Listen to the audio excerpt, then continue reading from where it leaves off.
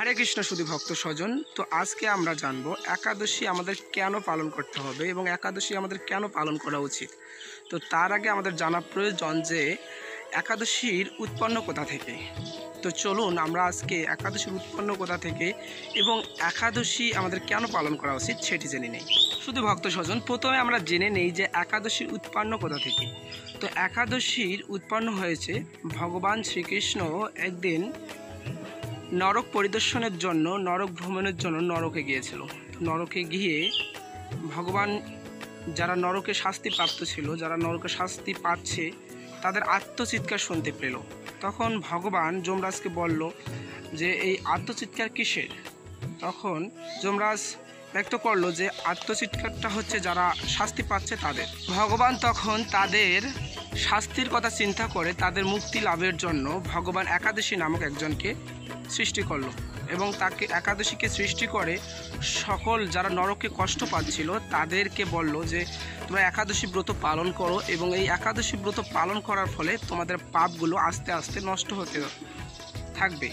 যখন তোমাদের পাপগুলো নষ্ট হয়ে যাবে তখন তোমরা এই নরক যন্ত্রণা থেকে মুক্ত পাবে।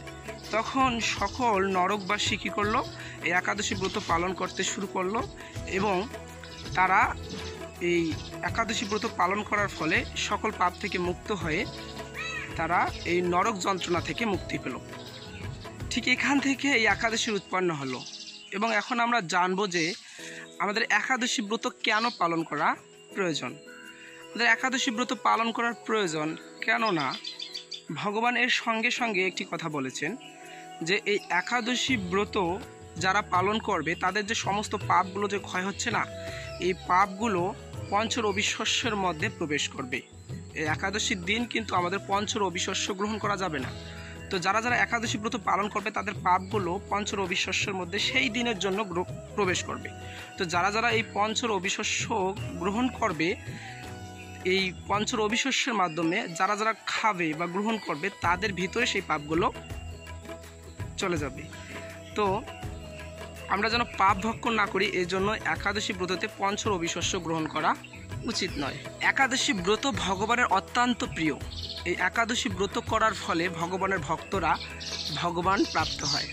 তাই যারা একাদশী ব্রত করেন তাদেরকে খুবই পছন্দ করে ভগবান। এজন্য আমাদের ভগবানকে খুশি করার জন্য আমাদের একাদশী ব্রত পালন করা উচিত।